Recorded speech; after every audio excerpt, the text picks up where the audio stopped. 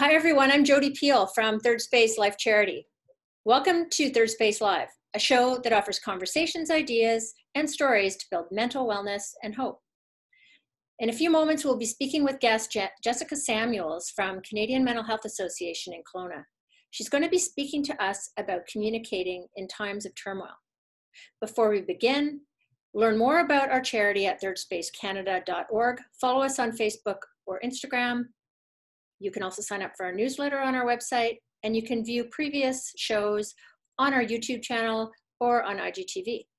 I also want to take a quick moment to thank Third Space Coffee, a social enterprise that supports our charity. Learn more at thirdSpaceCoffee.ca. Today's June 9th, 2020, and this is episode 20. Communicating in any time of turmoil is difficult, and it's hard to imagine a time that's more filled with turmoil than right now in our world. To say that tensions are high, not only in the US, but worldwide, is a gross understatement. In March, the world stopped from the global pandemic caused by the Corona-19 virus. And then the Black Lives Matter movement regained global attention following George Floyd's death on May 25th, 2020 in Minneapolis, Minnesota. The Black Lives Matters movement, or BLM movement, is a human rights movement originating within the African American community, which campaigns against violence and systemic racism towards Black people. The movement was born in the US in February of 2012 following the shooting of Trayvon Martin and the subsequent acquittal of the shooter, neighborhood watchman George Zimmerman. The movement became nationally recognized for street demonstrations following the 2014 deaths of two African Americans, Michael Brown and Eric Garner. And participants in the movement have demonstrated against the deaths of numerous other African Americans since then. The movement returned to national headlines and then gained further international attention during the global George Floyd protests, most recently following Floyd's death in Minnesota on May 25th. Since the start of the BLM protests on May 26th and the ongoing global protests, all of us have been faced with the question of how do we respond? Now, most Canadians are talking about the BLM movement, and many of us, including myself, as a person who does not identify as a person of color, are trying to navigate the movement and the conversation about the movement in a respectful, helpful, and supportive way. Those of us who don't identify as a person of color have a lot of learning to do right now. Most of us are calling ourselves allies, and we're trying to join this movement to peacefully protest. We've silenced ourselves to try to listen and learn over the last week, and we're all being called to educate ourselves. So today's show is an opportunity to educate ourselves about this and mostly about how to communicate in times of turmoil, not only now, most importantly now, but not only now, but always. So some of the questions that came to mind in preparing for the show include these. What can we do during these times to honor the obligations we feel towards each other? What lessons can be learned from a workplace crisis and the crisis communications approach? What lessons can be learned as how we communicate as individuals? Tonight, Jessica Samuels of CMHA is going to help us answer some of those questions. Jessica is a seasoned communicator with almost 2 decades of experience in storytelling and engaging diverse audiences. She holds the position as communications manager at Canadian Mental Health Association Kelowna branch, where she is responsible for sharing information about that organization's programs, services, and resources, as well as organizing key messaging internally and externally to increase awareness, education, and understanding. Jessica uses her skills in public and media relations, marketing, and digital communications to achieve CMHA's Kelowna's mission of mental health for all. I'm super honored to invite Jessica to join us today. I have a ton of respect for her, not only because she's a very skilled woman and super smart, but also because she's a wonderful human who's dedicating her professional life to build a stronger and healthier community. So without further ado, I want to invite Jessica to join us. Hi, Jessica, are you there? Hi, Jody, I am. Thank you. Thank you for inviting me here, and thank you for that lovely introduction. Well, it's all true, and it comes from my heart. So thank you once again. I think this is your show. I've told you that. It's your show. I'm just here as a guest as well. So I was maybe thinking we could start by me posing this question to you. Both personally and professionally, how has it been for you as a professional communicator to be communicating over the past few weeks? Oh, thank you for that question. Yeah, and certainly we're trying to hone it down in this discussion here today, and what are the key elements of communication, whether it's personally or professionally. And those are a lot of the things that I've been thinking about. I think what's unique about the last couple of weeks, firstly, I will let your viewership know, maybe they don't know, even some of them may know me, but may not know that I am a person of color. I am in an interesting position in that I'm not often recognized as a person of color. We all may or may not have our preconceived notions of what Black people look like, and so I am. So I want to mention that off the top, because I want people to know this is from the position from which I speak, and it's really critical, I think, to answering your question about what communicating in the last few weeks has been like. I would say it was the first time in my career where I've been responsible for communicating something professionally, responsible for the messaging of an organization, of an executive director, as it directly relates and impacts a situation in my life. So if we take a step back and we talk about COVID, COVID is something that perhaps has led us on this path of turmoil that has been 2020. I was responsible for that communication as well. I have not been directly impacted negatively by COVID-19. Most definitely, I work from home, and there's those elements to a little of my own personal angst, dealing with the angst of those around me. But it's nothing compared to the impact of the events around the world and George Floyd's death and the death of so many other Black people. It just wasn't the same. So when you have instances like that, whether or not you have on the lens of professionalism, when you first hear these things, when you see them on your social media feed, when you're watching them on the news, when you hear about them from a friend, you have that reaction. And when you think about those things and how you want to talk about them, or if you know they're going to be a topic of conversation, whether it's at work or at home, you're analyzing where you are and how you feel about it. And with George Floyd's death and the death of so many Black people in recent years, as you outlined in the intro, it's always been a case of me analyzing how I felt about it and what it meant for me as a person of color, often thought to be white, what it means for my brothers, who are more often recognized as individuals of color, what it means for my mom, what it means for my family all across North America, and how I feel about it. So certainly over the weekend, it was very interesting for me over not this past weekend, the one before. I had a real time of reconciling and what I wanted to do and what I wanted to express, how I wanted to express what I was feeling, but not knowing the right way to do it, which I think so many people can identify with, right?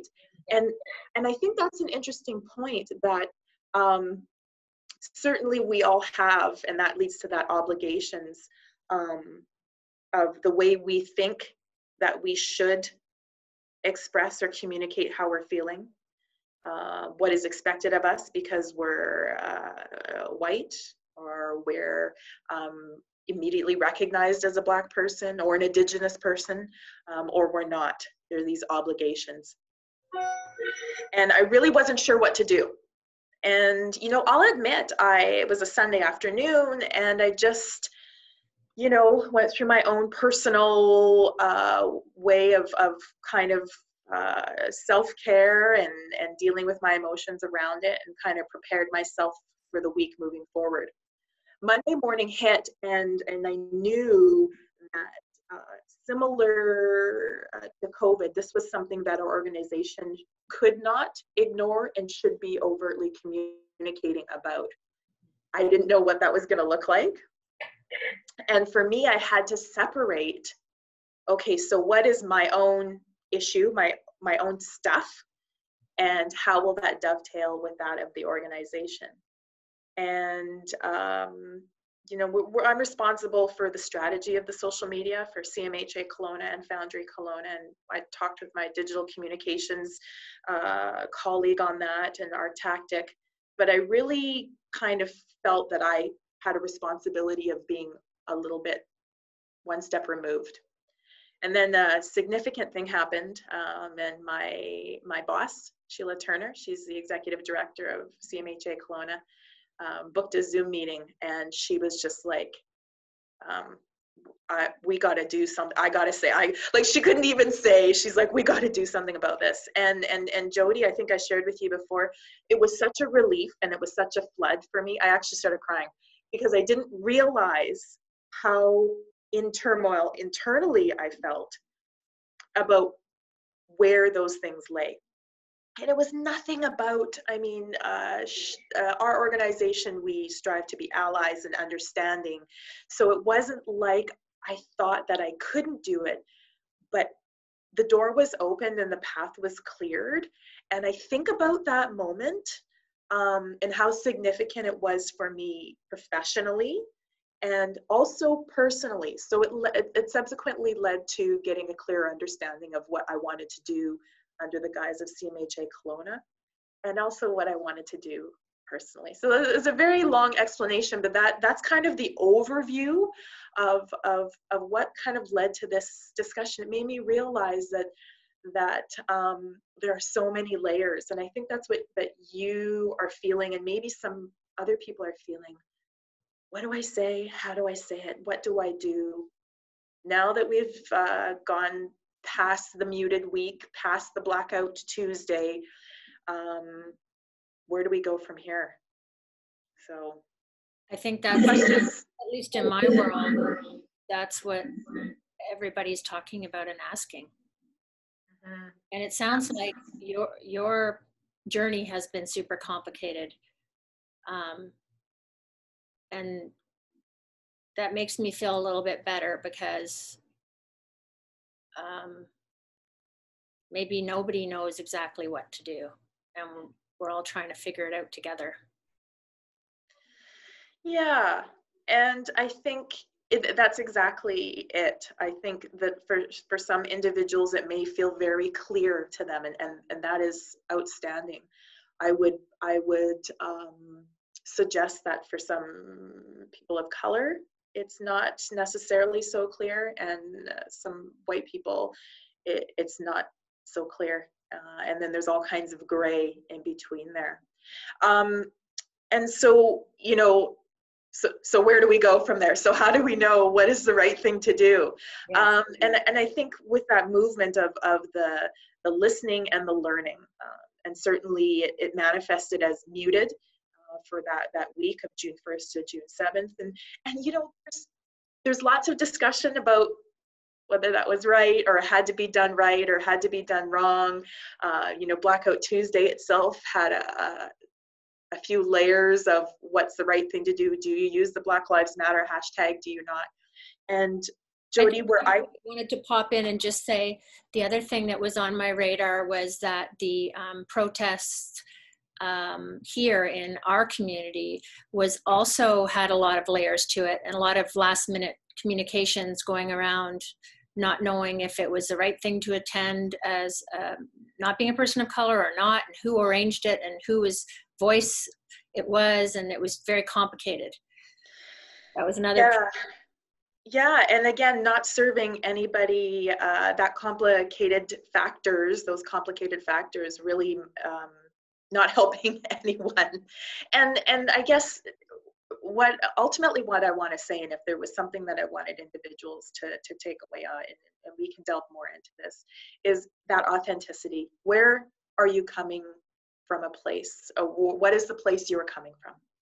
So, you know, to let's use the blackout. Um, you know, did you use the black square or didn't you use the black square?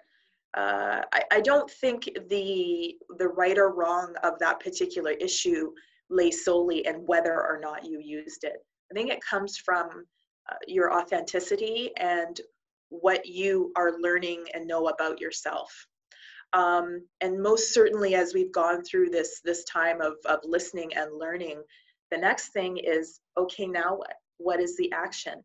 And as a person of color, I may have anecdotally noticed who put a black square on their Instagram feed and who didn't, but I do notice, I am noticing the people that are motivated to change and to change so that they can help impact the fundamental and systemic racism that is taking place in Canada as well.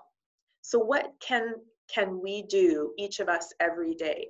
And it's more than just the odd reshare or the retweet of some person of color's poignant point or a quote by Martin Luther King. It's all of that. I'm not saying if you did that, that was wrong. I'm saying it's about so much more. And yeah, and then getting on about, to go back to what you're saying about the rally and the protests that happened in Kelowna. Yeah, talk about a confusing thing to know what is the right thing to do. And I think in this time, in this society right now, there's a lot of shaming that goes on. You did, you didn't do, you're wrong or you're right. Certainly the youth student group, I believe it was out of UBC Okanagan, made their statement, and their experience was that they did not support the rally. In my readings, and I honor where they're coming from and my research in it, I feel that the organizers were coming from a place of really wanting to help and to provide a platform. Did they have a couple missteps?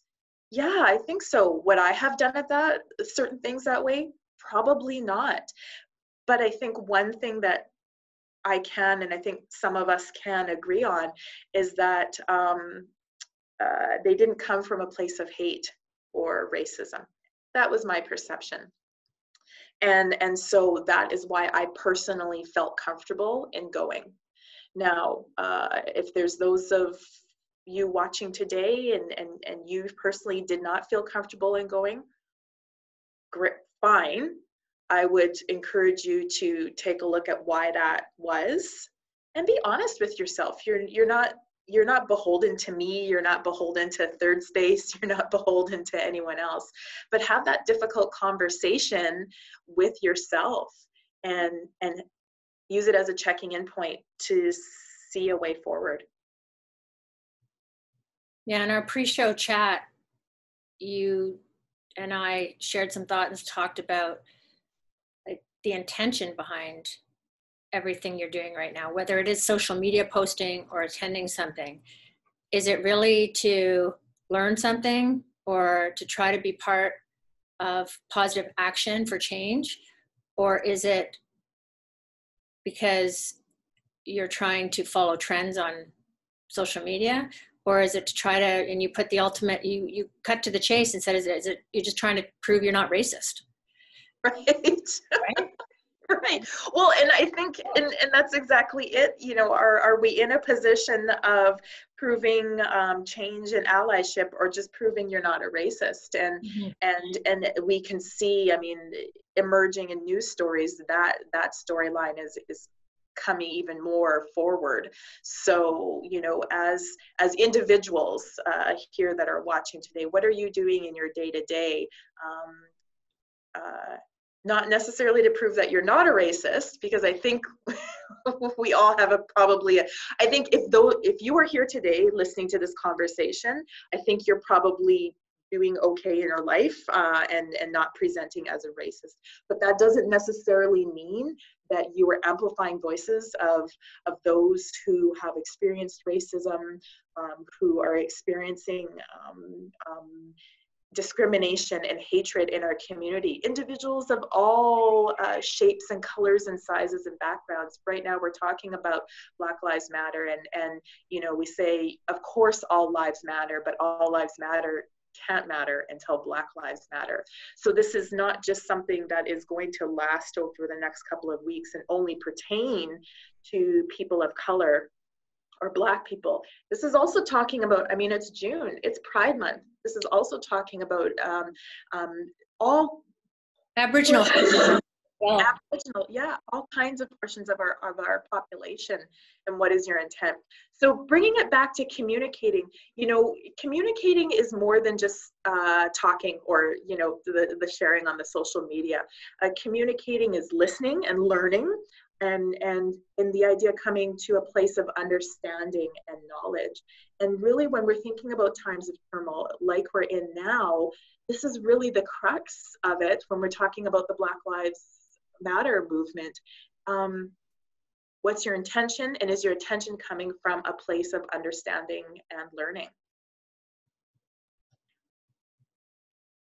Yeah, and it's funny, I've noticed that the fact that I feel like I'm stumbling around, not knowing how to be helpful and respectful, is like a litmus test that I need to learn a lot more.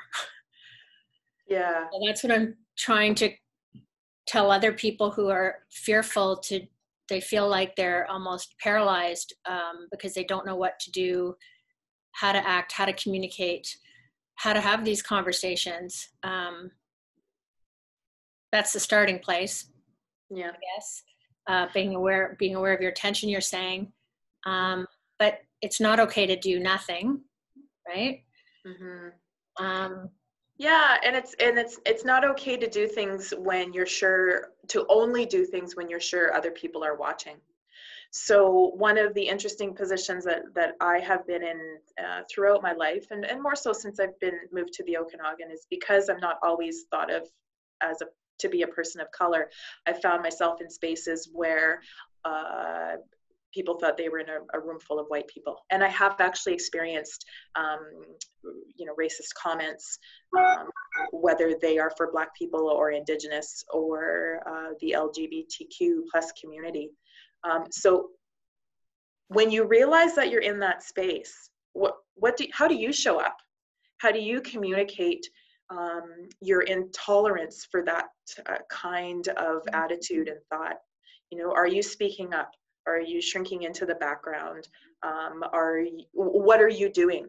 So those are ways of communicating your beliefs, knowing that you're coming from an intention of informing and creating a sense of community and acceptance. And that is as important. And I would suggest that it is almost more important, because there are all kinds of things or people that we can be in our lives when we know others are watching. But what are we doing when no one's watching, or the very individuals that are being brought down through negativity and discrimination? What are we doing to hold them up in a place of respect, even when they're not there? And in that way, that's how the words and your actions help to communicate that you are an ally, that you are somebody who believes that injustice and inequality have no place and no room in society and in your world. And then also too, I know that individuals are looking for those, they want those one or two things. Jessica, okay, what are some 3 things I can do to prove that I'm an ally, or to not be a racist, or to show that I really do believe Black Lives Matter? I don't know, you're going to have to answer that for yourself, because I don't know where each of you come from in terms of your place of understanding in that journey. I have friends who are starting with their young toddlers and recognizing that the books and the shows that they're watching aren't as representative as they could be. And that's a great, like, why not start there? You know, there's all kinds of books and Netflix movies, you know, that are out there. You can do the research and find them. Maybe you're informed, maybe you didn't know about the Tulsa bombing, or maybe, you know about George Floyd, you know about Rodney King, but you didn't know kind of the in-between or the trajectory. It is not my responsibility as a person of color, nor is it, I feel it's a little presumptuous of me to say, okay, this is where all of you need to start, because all of you would have your own experiences and understandings. And just start somewhere, do things and do them when no one's watching. And that is really what's going to be helpful. That's really helpful. Are you getting sound feedback? I am. I'm getting a little bit cutting out, but nothing too bad. Hopefully it's. So there's awareness, education, intention, but then we have to move to action. Yeah. And that's where the conversation seems to be moving towards this week, early this week, is now what? And knowledge and support is fine and good, but change needs to happen. Do you have any thoughts on that? And I was speaking with a friend last week, and you know, they were feeling a little bit down because of you know, concerned about, is change really going to happen? And actually, I was there too, and I had a great conversation with my mom, and I talk about the incremental change that she's experienced. She's experienced, you know, women's liberation. She'll probably hate that I said this, but she remembers that moment where she took off her bra and she's like, oh my goodness, this is possible. And then also significant discrimination. She grew up in small town Ontario as a person of color, and her incremental journey of feeling a little bit more accepted. And then I look at her lifespan of being discriminated against because she's a person of color, and to live to see the first Black president. And that's very significant. What is also significant, I think, and I think you and I were texting about this, Jody, is that we had hundreds, you know, more than 1,000 people come out in Kelowna for a rally for Black people. I mean, this is not a community that is traditionally known to have an overt voice when it comes to, you know, Black, Indigenous, people of color rallies or marches or celebrations. So let's take a few moments and enjoy the steps and the progress that we've made. So action. Getting back to the point about my mom and what I said to my friend is that change is going to happen. Change is happening, the rally and all of those things. It's probably not going to happen as fast as we want it to, which is why we have to keep our foot on the gas, and why those little things that people are doing there in and every day is going to be so important. And so when we're in a position, or you're in a position, Jody, where they don't know what to say, or you don't know what to do, that's really where that listening and learning is going to come in. If you've done some of that research and that listening, you know, there's myself, there's other people of color in the community that are much more vocal and much more eloquent. You know, you're reading those articles, you're listening to those podcasts, maybe you're listening to some of those Netflix movies. For goodness sakes, some of those children's books are probably going to help inform you. You know, I talk about what I learned, you know, I wasn't really heavily involved in the mental health industry until I came to CMHA, and it'll be just on 3 years. You can imagine my concern about the right way to talk about mental illness and suicide and mental health. That was my job, and I had no idea how to do it. How did I learn how to communicate? First of all, there's no finish line. I'm continually learning how to communicate, and that's a key takeaway. But I listened, I learned, I researched. How did those around me talk about it? How did we talk about it in the past? What did I feel? How did I feel about the way those things were shared? And again, what was right for me? Because I can confidently say that part of my success at CMHA Kelowna, and defining success as being an advocate for mental health and informing our community about mental health and mental illness, is that it's coming from a place of authenticity. So my understanding and my way of explaining how I feel about mental health, racism, discrimination, equality, and justice. That's really what's going to make sure that when I communicate to others, they're going to lean in and they're going to listen a little bit more, because they know that it's really me talking, and it's not a few facts that I grabbed off a website or an Instagram post. It's a really good example. I found that really helpful, because I too, many more years ago, was new to the mental health area and community, and I had to build literacy around that, and I had to learn a lot, and it took me a long time to be able to feel comfortable in an environment of people with lived experience. I have lived experience now, so I can speak to it from that point of view, but at the time I didn't realize that. And it took me a while. It took me a long time of learning and practicing to get comfortable around how to communicate in that environment. And that, you using that example makes me hopeful that with time and consistency and effort, that I'll feel more and more comfortable having the conversation around some of the world events, and particularly the BLM movement. Mm-hmm. So I thank you for that. Yeah, well, and you're welcome. And I think recognizing that one of the things about times of turmoil is that there's a layer of uncertainty. I mean, so to go back to the original story of that relief and that release that I felt when my boss said I got to do more, and it was certainly great and I felt better, but I have a significant amount of angst and sadness and anger and determination that I still go through each and every day associated with what is going on. And so there is no end point. And I don't say that so that people feel a sense of hopelessness. It's to help them understanding that this is a process. To use a phrase that's probably overused, it's a bit of a journey, and the goalposts maybe are changing and what you're trying to achieve.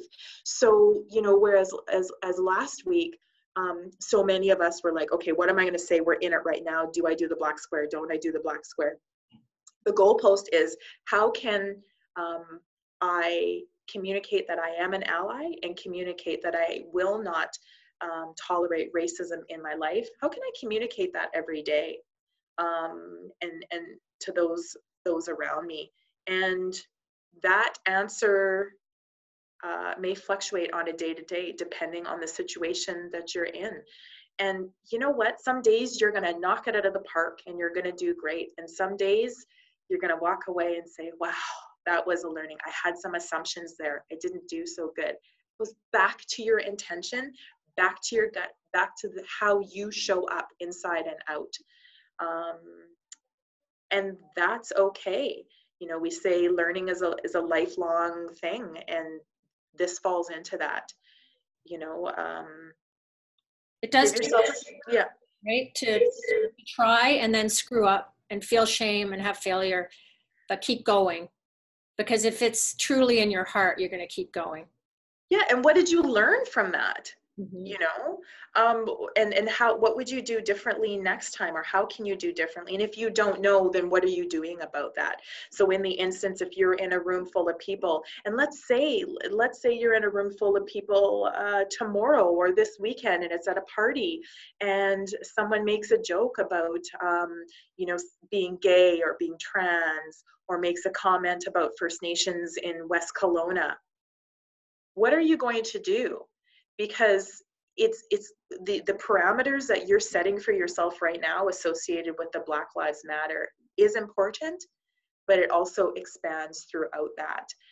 And then let's expand it to you know, homeless individuals, people with mental illness, people with substance use. What are you doing to create a level of understanding within yourself? You may never be able to fully understand. I could not fully understand what it means, and the struggles that the Pride community feels. I don't pretend to, but what do I do in my day to day to have a better understanding, and to let those in my life know that I'm an ally for them in that regard? And that goes back to, when you're in times of turmoil, you're able to sit in that, in yourself, in that spot. What has worked for you? And you set up a framework. And one of your questions off the top was about, you know, what can we learn from organizational crisis communication plans? And it really actually is that. So when you have a crisis communication plan, you have a framework. If this happens, you do this, this, this, and this. And whereas personally, you may not have that same framework. I will do this, this, this, and this.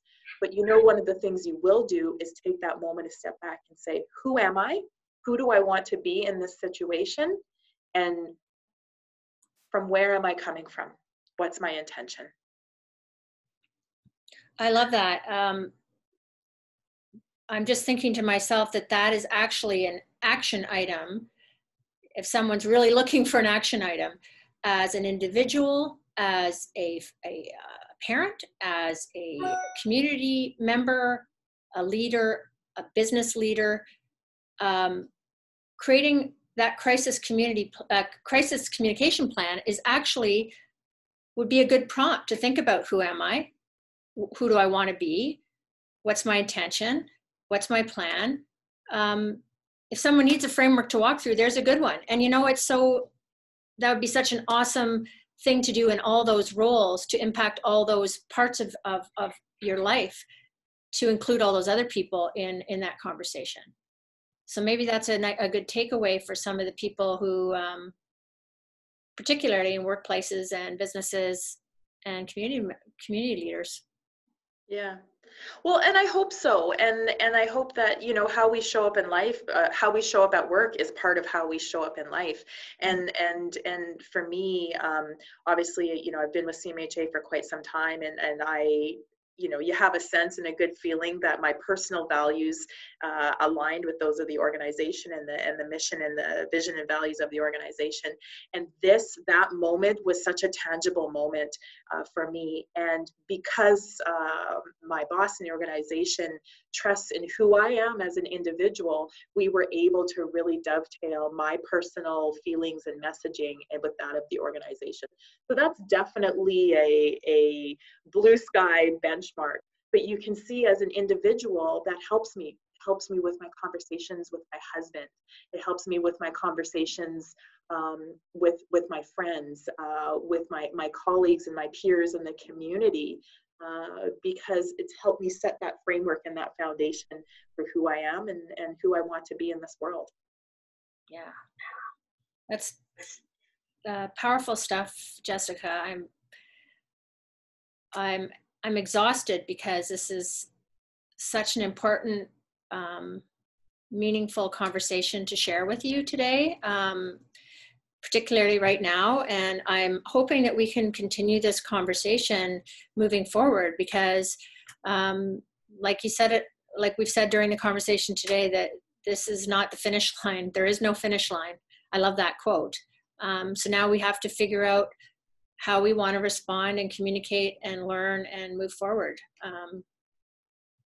Yeah. So let's keep that conversation happening and the learning happening. And I'm going to continue to turn to you to check in as well and see how where you're at with it and what your feelings are, where your feelings are like personally and professionally and as a communication expert.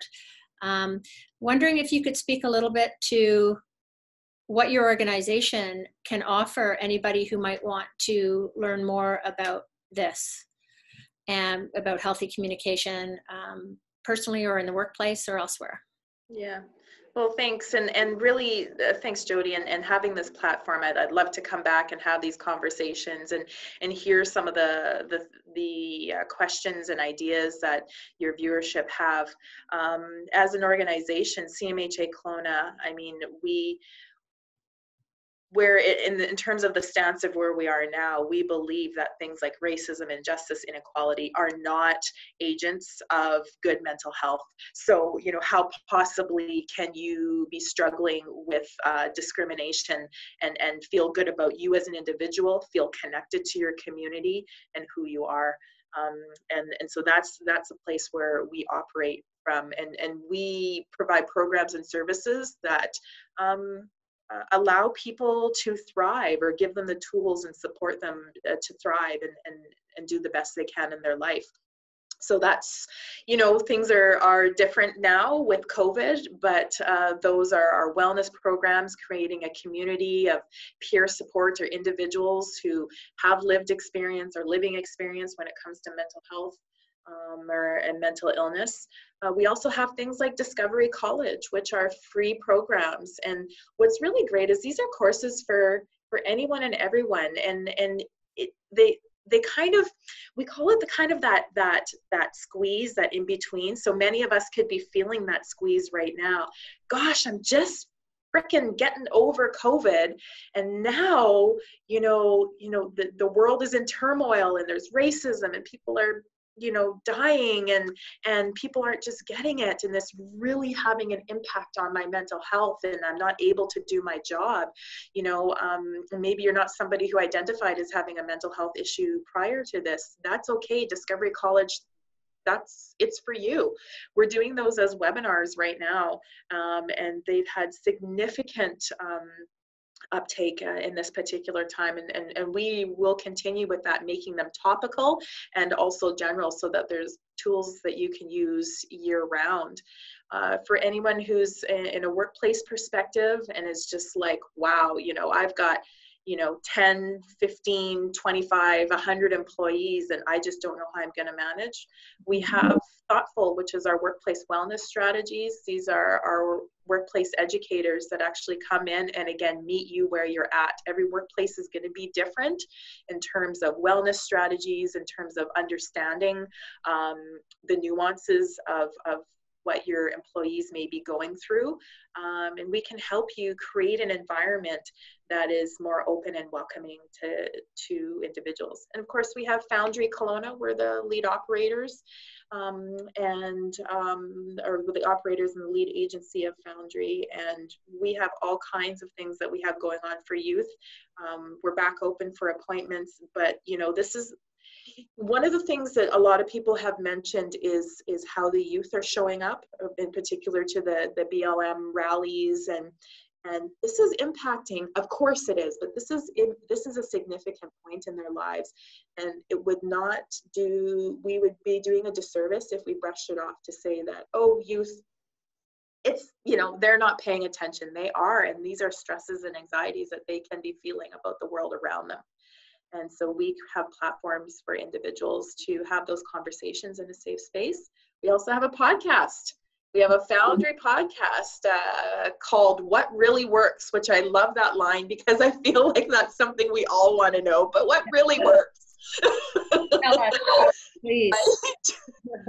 So, all this to say that there's a lot out there, and people are encourage people to follow us on social media if they feel like it's a lot, they don't know what's right for them. We're pretty active about what's going on, and encourage people to reach out to us, reach out to me through CMHA Kelowna, or however else and we're here for you. You know, we meet people where they're at along the spectrum of mental illness and mental health. And I think that's one of the benefits of our organization. Yeah. Well, you know, I can't say enough great things about CMHA. I've been a supporter for many years. So everything you say is true, and it's helped so many people and will continue to do so. Thank you, Jessica, so much. Our time is up. I feel a great sense of privilege to be part of this conversation with you today. I encourage everybody to reach out to some of those amazing resources you just named. I love some of these new resources. This Discovery College is amazing. I encourage everybody to check that out. So I'll say thank you and goodbye for now. I will also say goodbye to our viewers and remind them to stay in touch with us on Facebook or Instagram, as well as on our website, thirdspacecanada.org. Stay tuned for more shows, and wishing you a healthy, happy day. We'll see you again soon. Thanks, All Jessica. right. Thank you. Bye. For now.